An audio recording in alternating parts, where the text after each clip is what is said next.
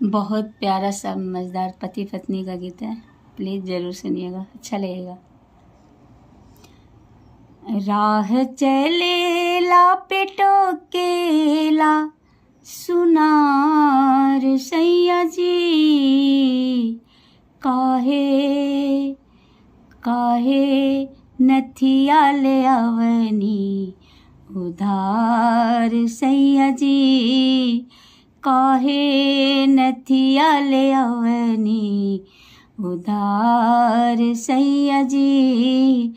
राह चलेला पे टोकेला बजाज सैया जी, काहे चुनरी ले अवनी उधार सैया जी, काहे लहंगा ले अवनी उधार सैया जी।